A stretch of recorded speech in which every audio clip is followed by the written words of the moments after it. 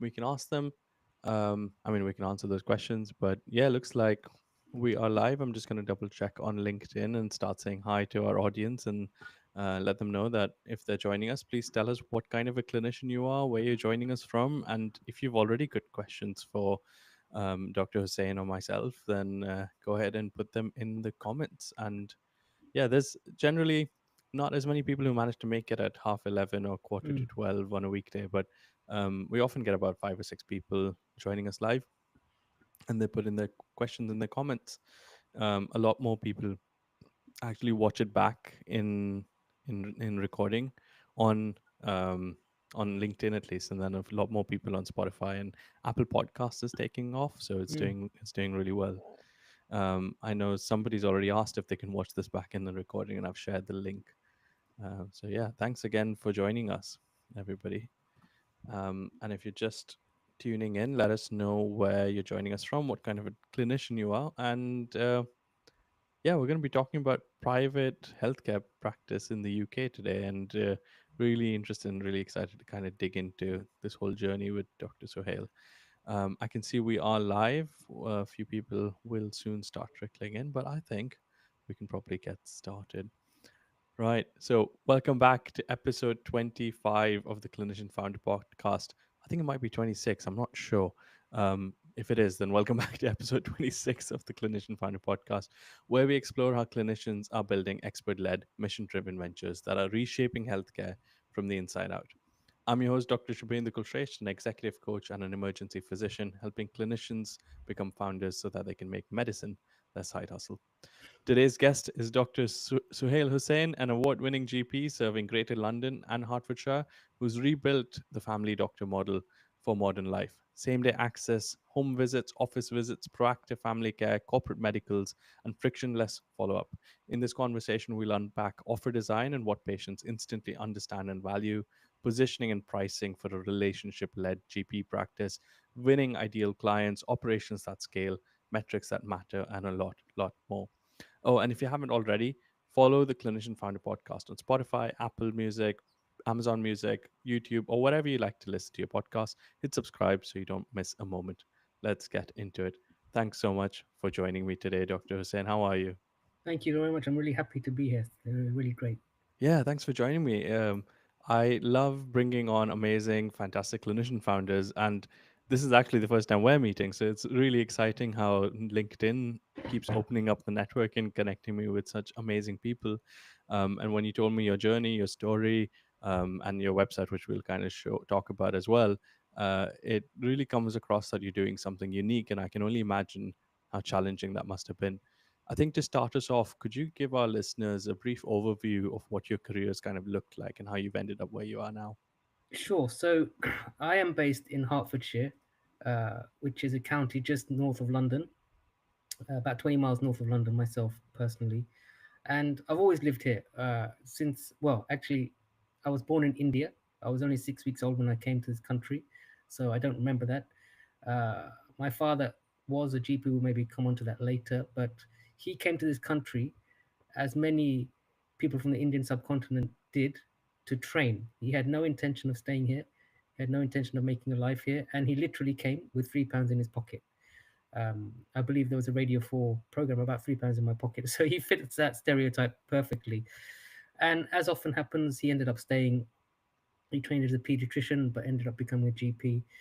And then we've lived in Hertfordshire since 1975. So people can work out how old I am. I don't look it, but that's if you do the maths, you can work out how old I am. So since 1975, we've lived in Hertfordshire, and I grew up here, went to school here, um, attended a local grammar school, Watford Boys Grammar School. And then in 1995, I didn't get any offers for medicine, and I applied everywhere, all over the country, including Aberdeen. Now, Aberdeen is the furthest north medical school. Uh, it apparently was the first medical school in the UK, formed in 1495. So when I started in 1995, it was 500 years old. So the oldest medical school in the UK. So I went up to Aberdeen, cold, grey, dismal, very far away from home, 500 plus miles. But luckily, a Mr. Stelios Haji Ayonu, I think that's his name, started EasyJet. Literally, December of 1995. So for me, that was a real lifeline to come back home, literally within 3 hours from door to door. So instead of a 12-hour train journey, which I did initially going up to Aberdeen, I could get back home to Luton uh, so from door to door, Aberdeen to Watford within 3 hours. So, and that, that actually was another lifeline in another way, in that my mum would make food for me, put it into little freezer boxes, and I would take it back up to Aberdeen in a handbag uh, in the plane. I'm not sure we can do that nowadays, but certainly in those days we could take it in the plane, pop it in the freezer when I got there. So I had home cooked food when I was in Scotland as well. So 5 years in Aberdeen, 1995 to 2000, and I was a Millennium Doctor, graduated in 2000. But despite the fact that actually I did, after 5 years, I did enjoy the time there, I just wanted to come back home. So I came back down south and did at that time what was called house jobs. It wasn't F1, which is called now. So house jobs in medicine, surgery, and oncology. Uh, then I did several SHO jobs, so obstetrics and gynae, A&E, psychiatry, pediatrics. And actually, I really enjoyed pediatrics and had this thought that, I might be a pediatrician. But as it happened, that didn't go ahead. I was actually had an offer in general practice for a VTS GP registrar year, so I continued that in the Luton area, Luton, Bedfordshire area. From 2005 to 2006, became a GP. Then after that, I have worked in basically every iteration of general practice that you can imagine. So I did locums. I was a partner at my father's practice for 4 years. I then went back to doing locums, worked in the out of hours, um, worked overnight, late night shifts, every single thing you can imagine. So there isn't an element of NHS general practice that I'm not familiar with. Wow. So yeah. And did it sounds like you had a couple of different roads you could go down. Did you kind of always feel like you'd be a GP because maybe your father was a GP?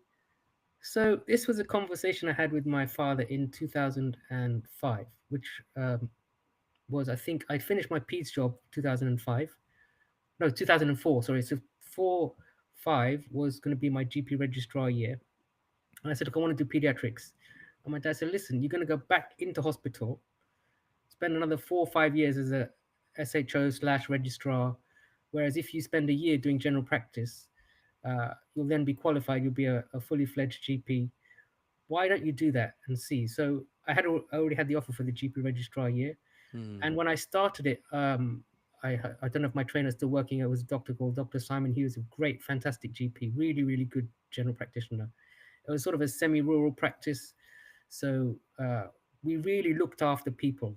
And this is one of the things that really appealed to me about general practice, is Hmm. that relationship, that you are the family doctor. So we had that relationship. People in that small town really got to like me. They really loved me. They actually came. They said they want to see Dr. Hussain, the registrar, not one of the partners. So um, actually, they offered me a place when I finished my registrar year. I didn't take it, but Hmm. I really enjoyed that. And then that opened my eyes up to the potential of general practice.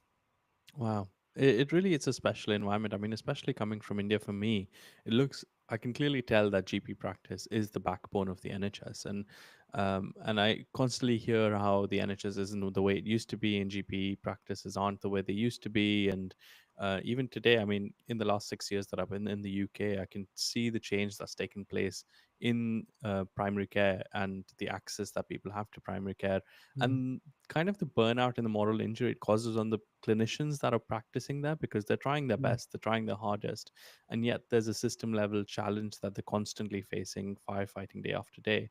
mm. um, I'm curious, are you still practicing in your GP practice, NHS practice, or are you entirely private now? So now, for the last well, no, maybe now for the last 3 years, I haven't done NHS work. I do actually need to do some for my appraisal. I had this conversation with my appraiser very recently. Hmm. That's another discussion altogether. Um, but I haven't done any. Well, I've done a few locums, but not in the last 12 months. So essentially, real general practice in the NHS haven't done for 3 years. I did some locums about 12 months ago, but in the last 12-month period, I haven't done any NHS work. Okay. Wow. Yeah. Could you talk us through that transition, that decision making process behind should I go private to, or I've just got to do it and I'm going to leave NHS work? Could you take us through that journey, please? Yeah, sure. So, I mean, this touches upon what you've mentioned, which is the problem about general practice. Now, this is not about GPs, not at all, because I have been an NHS GP for 20 years, so I know what it's like. Hmm. So it's not a dig at GPs, it's a dig at the system, if you like, that we are, or GPs are under so much pressure in an inordinate number of patients. This was the problem, the conveyor belt of patients, 10-minute appointments, single problem issues, no continuity. So that was very disheartening for me as a GP, and I'm sure for the patients as well. The inability to really have that relationship. So that wasn't something I felt really offered proper, not care. It didn't offer proper relationship. That was the issue. The relationship, the doctor-patient relationship, the essence of what medicine is about, was no longer there. So for me, it was a slow transition from NHS general practice to private general practice. So for a couple of years, I did a half day a week at a clinic in Chelsea. Hmm. So this was a totally different environment. Um, you stand up when the patient comes in, you usher them into the room, you sit down after they've sat down. I mean, that's there's nothing wrong with that, but it's a different type of interaction with the patient, and also this distinction between patient slash client. So that's a little bit different, Hmm. and it's Tell a us about different. that. What is the difference? And So I mean, obviously, in the UK, private medicine is not common. hmm. So A, it's not common. B, it's paid for. So that has a different ethos. Now that doesn't mean, and this is the problem that even me to some extent I experienced, is that if a patient slash client is paying, should they get what they want each and every time? Now, the obvious answer is no, they shouldn't. But in fact, I had a Hmm. conversation this morning with someone who I consulted before a month ago to help with sleeping tablets and stuff, and she called me again, and I said, "Look, I'm really sorry. I don't think we can do this consultation because I have no way of following up your situation. I don't know whether you have got these Hmm. medicines from somewhere else. I'm not saying that you have, but I have no way to follow it up." She says, "Oh well, I'm happy to pay for the consultation." I said, "It's not the fact that you're paying for the consultation. It's the clinical element that I need to obviously satisfy myself that we're meeting." So this is a real danger that people need to be aware of. And one thing I would say is, in my personal opinion, others may disagree, but I think you should experience NHS general practice for at least 5 years to acclimatize, accommodate yourself, understand the doctor patient interaction, how difficult it is, because as GPs, we are dealing, and this is the thing that actually appeals to me, is, and it sounds weird, I like the uncertainty because it's a detective process. You're working on what's going on. You don't have Hmm. access to bloods, to scans, to all sorts of other secondary interventions that you may have in the hospital. Yeah. You're actually, that diagnosis, that detective work is really challenging and actually really fascinating. Hmm. So I think you need to experience that in the NHS setting before you venture into private medicine, because the other issues, like I said, about payment, about expectations, about the sometimes the fussy clients you may encounter, that's a whole different thing altogether. So that Yeah. mindset is very different. Yeah, I guess if we're looking at it in sort of like a business processes, there's lead generation, lead capture, then kind of the contracting and actually them buying your services, and then the big crucial bit of delivering your service. And it sounds like if you've got that experience in NHS, you've kind of nailed the delivery aspect. Your ethics are fine, your practice is fine, your patients are going to be taken care of. You know Mm. what to look for, and you've mastered that bit, and then you have the headspace to actually focus on all of the other ends, which I guess the NHS kind of does for us without us having to think about it. Um, Yeah, yeah. So yeah. sorry. So there are three A's of, and I've heard this from several people, of private practice. So affability, accessibility, and ability. And now ability is number three in that equation, because it's assumed that you are able to do the clinical part of your encounter. So what Hmm.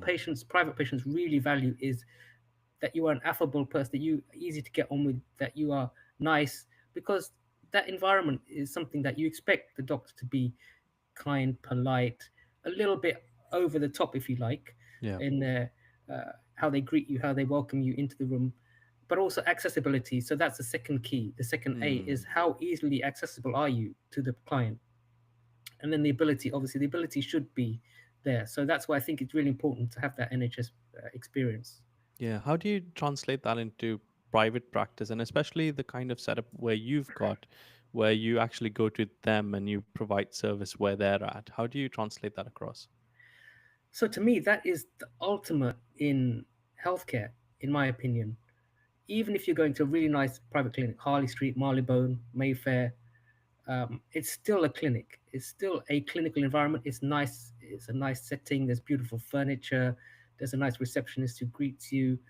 But at the end of the day, you are still making that effort to leave your house to attend the clinic at a pre-scheduled slot that is determined by the clinic essentially, but between you and the clinic, but it's dependent on their availability. Whereas my service is entirely bespoke and tailored to the individuals that I look after. So I'm coming to them at their home, if necessary at their workplace, but mainly at their home. Um, and that's where are you most comfortable? Is your home. It's where you live, is where you're happy, Hmm. where you're most comfortable. But also what I have found, and this is a really important thing, is that, and we all know that at home we're different. There Yeah. may be things that we don't tell the doctor when we come into the clinic. We dress up, we present ourselves nicely, we put on a little bit of a facade. At home, you're a bit more relaxed. You may pick up cues and subtle things in the home environment that you don't pick up in the clinic. Hmm. You may pick up relationships that exist that are not apparent in the clinic, relationship between husband and wife, mum and son, something like that that you don't necessarily pick up. Hmm. So I've had instances where I've gone to people and I've dealt with three people at the same time. So one was this family that I look after. They needed some forms done for, they're applying for residency in Cyprus or somewhere, I can't remember. I said, "Oh, doctor, can we do the forms?" I said, "Yeah, fine." I said, "Actually, can you come round and see our daughter at the same time?" And and the mum said, "I need my HRT done as well." I said, "Yeah, fine." So I went to the home, filled in the forms for the family, gave the mum a prescription for HRT, and examined the daughter.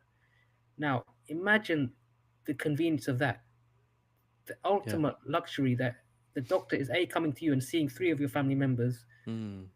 and this is all sorted out within 45 minutes instead of a hassle phoning the receptionist. So, log in online, make the request. And this this happened to me recently. A lady called me and said, I was at the GP, at my NHS GP, and I wanted to make an appointment for my son.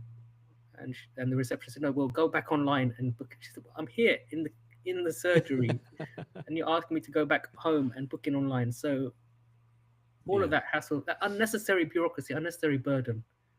Yeah, sounds like you've really figured out the customer care and then the patient experience. And as you're saying this, I'm remembering a show I used to watch in during school. It was called Royal Pains. And it was a story of I think it was an ER physician who just didn't get on with the board and they fired him. And then him and his brother set up a private clinic in Hampshire, like treating the rich and famous. And they'd go to these houses and then he'd show up for one problem and then come across three or four others, and really like do his magic as a doctor. And it was Mm. really inspiring for me. Might be what subconsciously pulled me towards emergency medicine as well. Um, that's really interesting. But so I want to just dig into that a little bit more and understand from your perspective what do you think is the crux of a really good GP service. And I know you've had some experience with your father and earlier seeing him be a GP. What's Mm. your kind of insight into that? So it is, I mean, I think it is personal care. So I'll give you an example from my father. This goes back to 1993, roughly. I was studying for my A levels. As a lot of students, I was awake late at night trying to learn. I hated physics, really, really hated it, but I was reading some physics textbooks. It's about 12 o'clock, 1 o'clock in the morning, so 12 midnight, 1 a.m. And the phone rang, and someone said, my dad answered, "Hello, what is it?" And I then learned later that it was a lady who'd phoned him because he was the doctor on call for his patients, or for the whole surgery at that time, which was over 10,000 patients. Um, and she phoned him and said, "Can I use my hay fever spray at night?" Yes, you can, but you're calling me an emergency cover to ask me if I can use my hay fever spray. Now, that's an extreme example. Obviously, you would hope not to be disturbed for that. But that relationship, the fact that you are able to contact your doctor potentially at any time, but yeah, that's another thing you need to be aware of, is what are the limits and the boundaries that Hmm. you put upon the contact that patients can have with you. So this patient called my father at 1 a.m. in the morning to ask about a medical issue, and he was able to answer the phone and deal with her problem. Yeah, that's very cool. Oh, hi. You've got your son there with you. Really nice to meet him. Um, it's really amazing to kind of be doing this whilst you've got a big family and you're trying to like balance your career growth as well as family growth. And I'm sure that there's also probably a huge element of like being, I'm sure your father was an inspiration to you and you being an inspiration to your children. And I can only imagine when you're kind of breaking out of the bounds and like doing something different, doing something of your own, there's so many decisions you've got to make, and the person you're going to be on the other end of those decisions is what you're going to leave behind for your children. So how about we kind of dive further deeper into the business development side of things, Yeah. kind of going into what are some of the challenges with doing what you're doing? And I'm imagining regulatory issues, CQC issues. How do you get insurance to kind of provide care at people's homes? Where does someone even start when it comes to all of this? So yeah, this was a whole minefield that I hadn't even thought about, let alone dealt with. So yeah, number one, CQC. So initially I was using the CQC of the clinic in Chelsea, and then obviously when I'm seeing my own patients, I needed to get CQC. So this in itself was a hassle. So Hmm. I hired an agency to help me formulate the documentation, the policies and the procedures and all of that type of thing. The whole process took about 9 months, I think. And then I had a 4-hour interview with a lady Wow. on video, and she asked me to walk around the clinic that I use, showing her this is the exit, this is the fire, these are the fire steps, these are the waiting area, this is the resuscitation trolley. So all of these things, obviously, they need to satisfy themselves that Hmm. those things are in place. So a 4-hour interview where she asked 101 questions. How do you deal with X, Y, and Z? And how do you deal with complaints? How do you deal with this? How do you deal with medication errors? So these type of things we don't think about, that definitely are very important to cover. Hmm. Currently, at the moment, I am uh, getting what's called public liability insurance. So this is something else that you need to get, even if you're working entirely by yourself, because that is something that you should have. That if Hmm. something were to happen, you have insurance cover for that. So that's another issue. So that was some of the uh, safety and administrative things that I didn't think about, didn't even realize that I needed to take into consideration. Other issues, again, which I hadn't really thought about, were advertising, promotion, awareness. Because if you're working in an NHS surgery, uh, or even if you're working for a private clinic that you're working for the clinic, you're not the clinic owner. Hmm. Um, then whoever's the owner or me as the solo GP, I need to think about how do people get to know about me. Yeah. So I had to have a website made.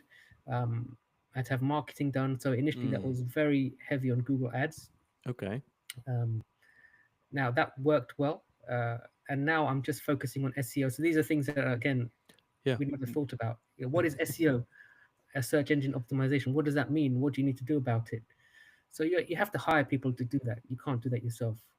Um, so Yeah. yes, yeah, And I just want to kind of bring up your website as well because I think it's absolutely fantastic. Does a very good job of immediately showcasing people what you're about, what you do.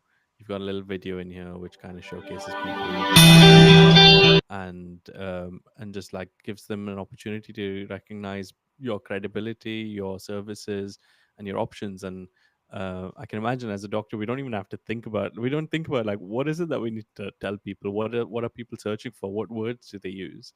yeah, Um, and so the regulatory side, you got some agencies to kind of support you through that.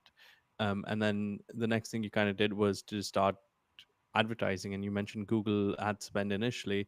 um, if someone's very early on in this journey and they've maybe built their own website, for example, through vibe coding or whatever, they've built their website, and they've got the regulatory compliance and they're like, oh, there's no patients. Could you give them a rough idea of like what kind of spend is reasonable? Like, what kind of catchment or reach do you need to have to start to get your first few clients? So it's very, I mean, it depends how aggressive you want to be and how effective the person running the ads is. So I think initially I was spending easily in excess of £1,000 a month on ads. Wow. Yeah, and that didn't include the service for the person running it. Hmm. So these expenses can mount up very quickly. Very quickly. All of the subscriptions, all of the agencies, all of the support. There's a lot that can really quickly add up. So large amounts. And then how do you look at that in context of the overall business model? Because I suppose as an NHS doctor, you just go into work, you get paid a salary, you don't think about anything else. Your tax gets deducted at source, and that's it. You kind of get on with life. But here you've got a budget for things. You've got to estimate what your cost of a single patient acquisition is like, and how much was their lifetime value, how much revenue each patient Mm. is likely going to generate. What does that business model look like, especially for you as someone doing these home visits? Yes, so this is really interesting because home visits, uh, at least what I charge, in the patient's mind, is expensive.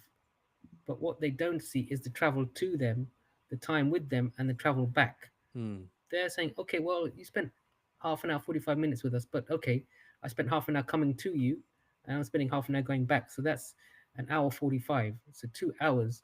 Yeah. So currently my visit fee is 350 to 450, Mm-hmm. which I appreciate for a lot of people is not within their reach, but the return on investment for 2 hours is not that great.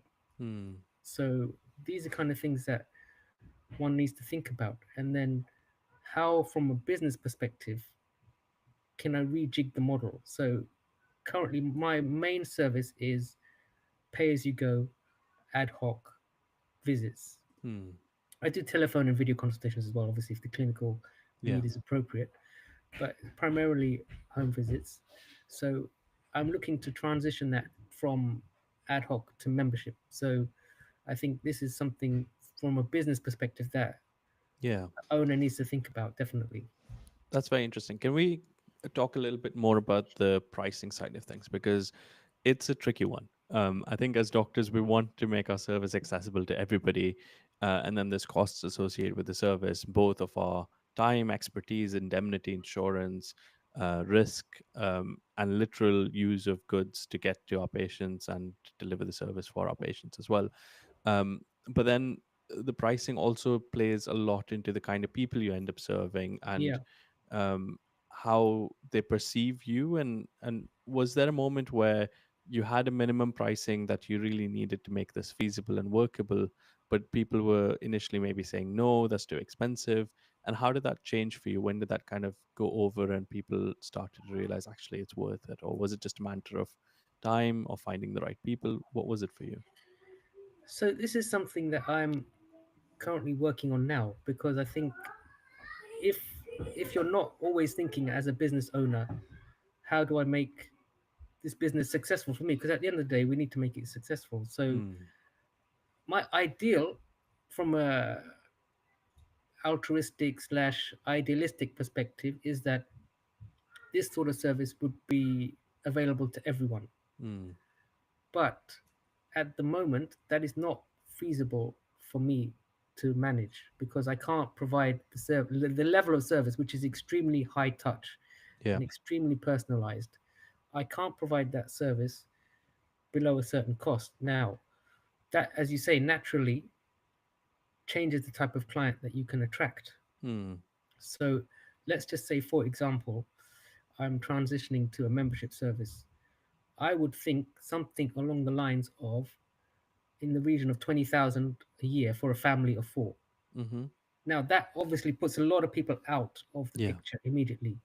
Not many people have 20,000 spare, or if they do, they have other things to think about. So they may have private school fees, they may want to go on a couple of holidays a year, Yeah. um, they have other expenses, they have a mortgage. So all of these things need to be taken into consideration. So this kind of ties into the marketing side of things as well. So I'm currently in the Hmm. process of looking for a new marketing agency and rebranding my website Mm-hmm. and changing the positioning. And then obviously that involves changing probably the messaging and the SEO and all of that type of thing to Yeah. attract a different type of client. So Be that careful. You might get a lot of people reaching out on the back of this podcast. well, that would be fantastic. Yeah, if you're Yeah. based in Hertfordshire or Northwest London, so anywhere around Stanmore, Bushy, Northwood, Watford, any of these areas, I'm happy Yeah. to. Yeah. Here's a question for you. You know your clients well, and you know the kind of people you reach and the response they have to your services. Um, if you doubled the cost of your services, so a GP appointment instead of 350 costs £700, would they be more likely to buy or less likely to buy? So this is really interesting because it's something that I think you know you've probably seen him on LinkedIn. Alex Hormozy talks about all the time. Is that Mm, um, it's not just him, but he says sell things that solve bigger problems yeah. for higher net worth individuals. And yes, you should have a service that solves the problem. So, with the service that I'm envisioning, it would be entirely seamless. There would be uh, totally no hassle in booking appointments, in contacting the doctor, contacting, getting prescriptions done, all of these type of things. So this involves sort of work in the background in terms of uh, maybe AI, use of AI to manage these administrative tasks, Mm, a membership portal, but also building value in other ways. So I'm looking to hopefully build a community mm-hmm. where they don't just interact with me, but maybe even interact with other with consent, of course, if they're happy to do so, with other patients registered on the service, so they can then Yeah. be part of a community and have access to other people of a similar level to them.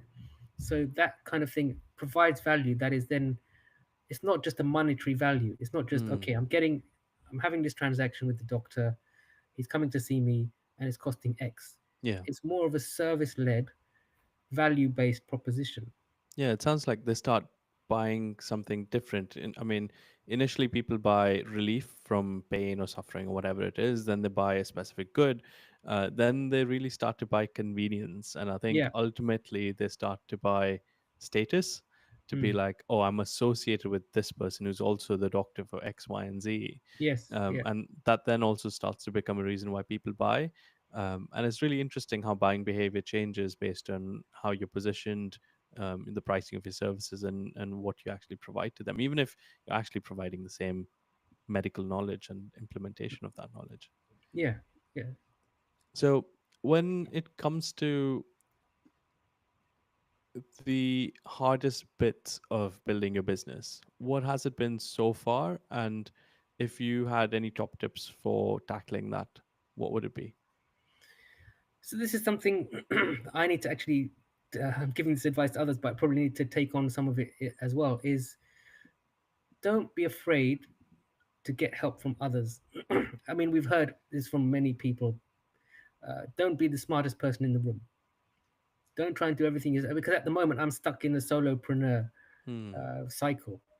I am the doctor, I am the business owner, I am the admin.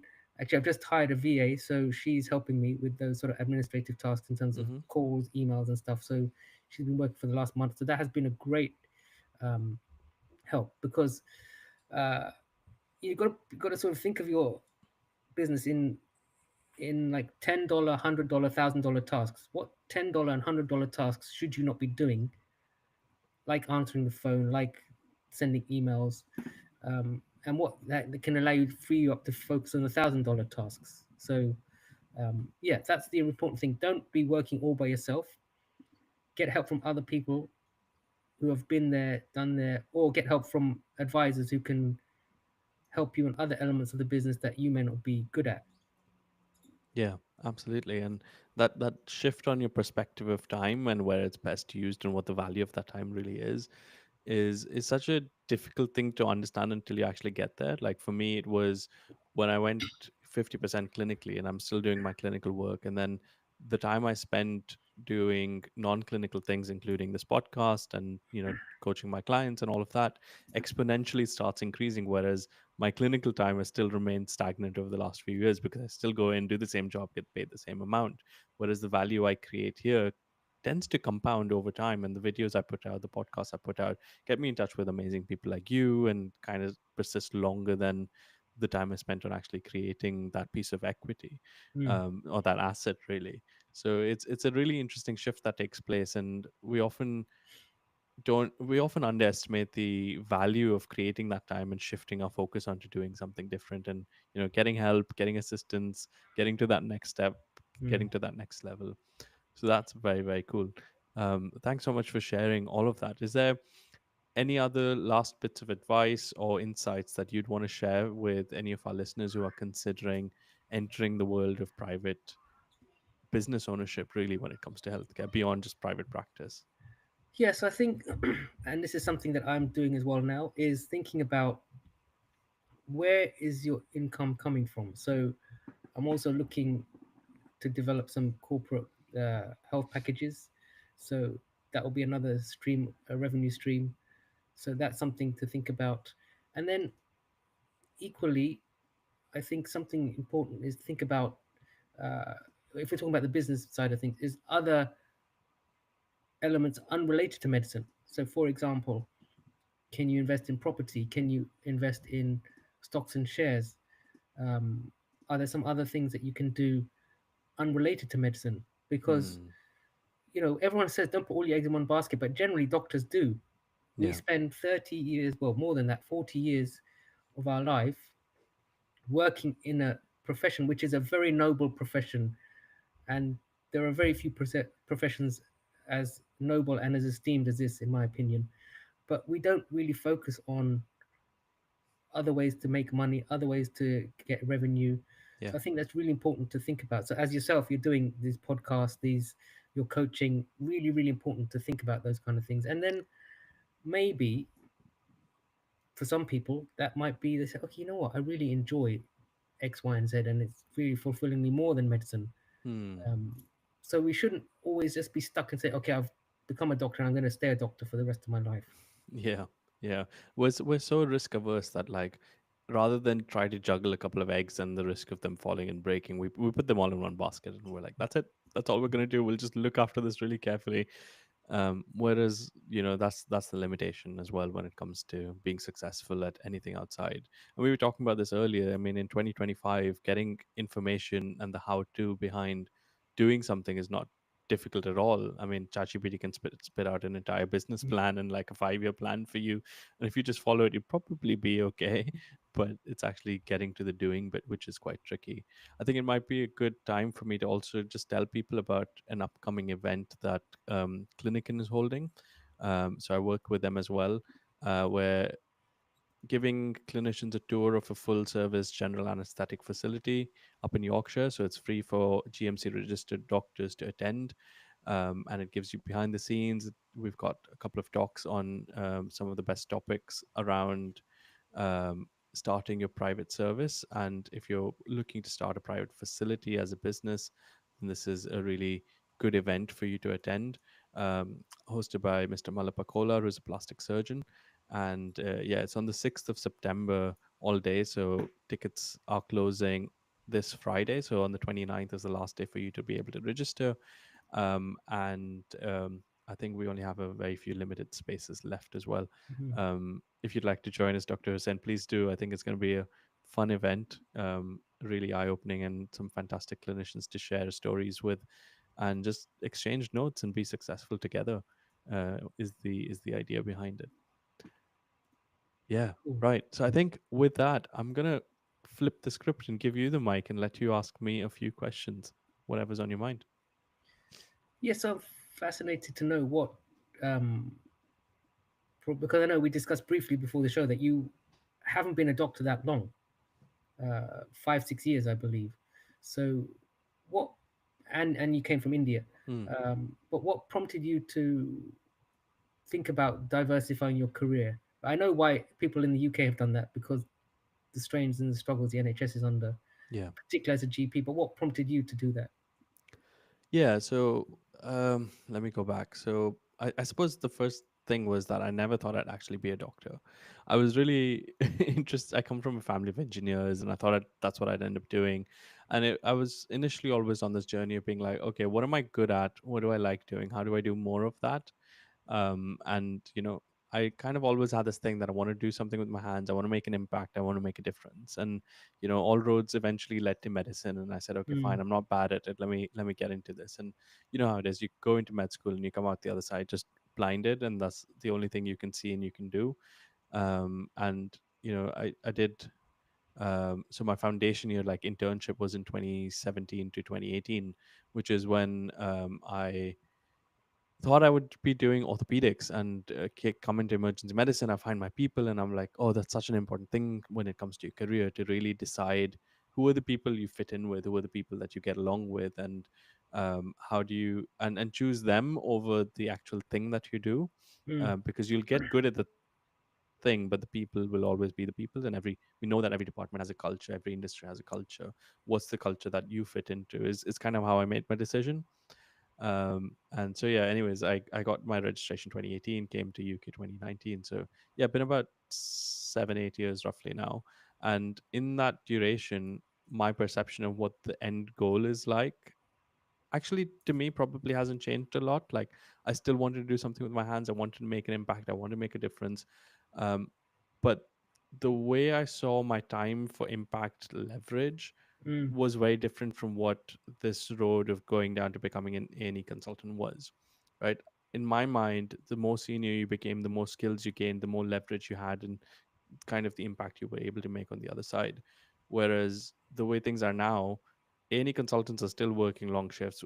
More of them are doing night shifts, and you still see patients on a one-on-one basis. Yes, mm, you have the opportunity to get involved in policy and culture and quality improvement and leadership and kind of go up the ranks, which is also something that I really explored. And I said, okay, if I want to improve the system, because I feel like I could see where some improvements were needed.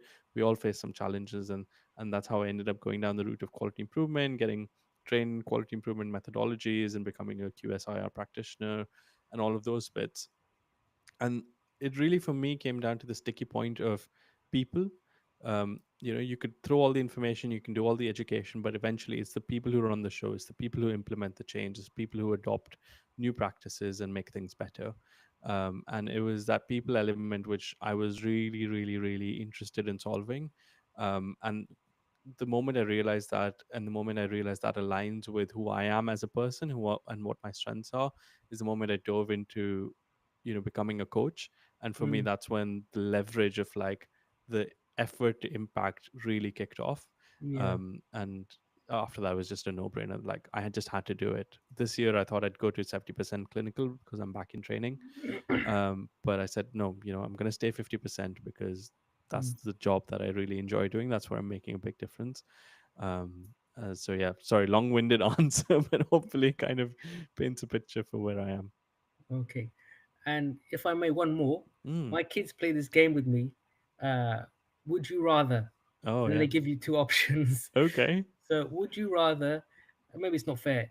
India or England? For practicing medicine, I would say England.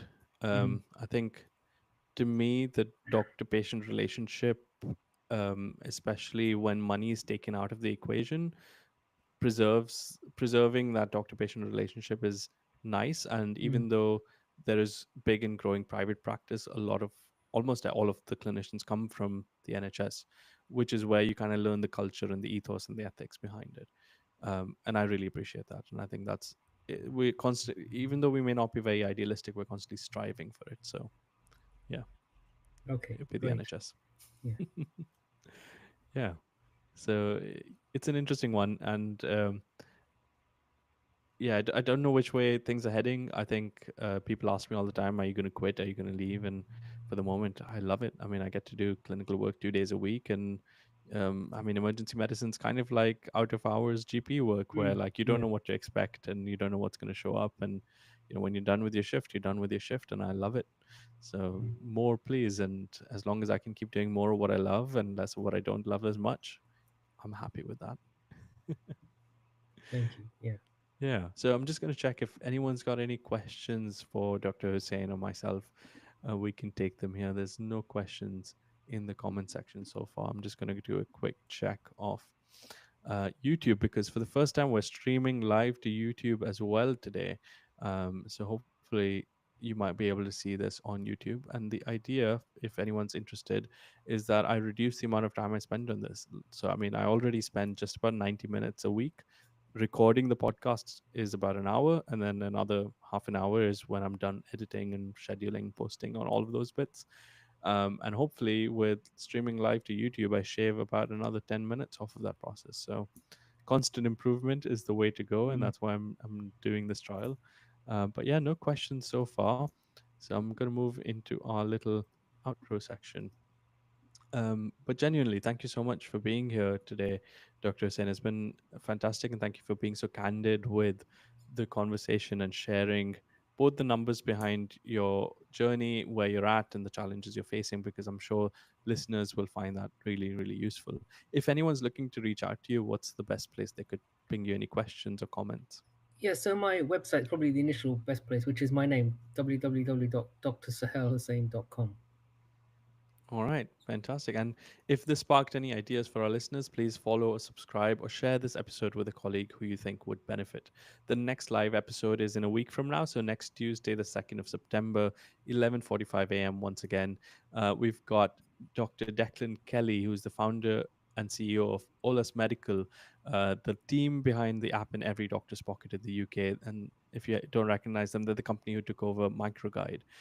So he'll be coming on this podcast, and we'll be joining him and diving into his journey from NHS doctor to software engineer, why he built Olus, and how he's helping make healthcare safer, simpler, and smarter. We'll probably also get into a bit about scaling a company like Olus, and some of the details behind health tech and digital health products. Um, so set a reminder, bring your questions, and I hope to see you live next Tuesday. Once again, a massive thanks to Dr. Akash Vijayan for the intro music of this podcast. Check out his work on Spotify and SoundCloud. Until then, keep building, stay bold, and remember, you have the power to create something extraordinary. See you later.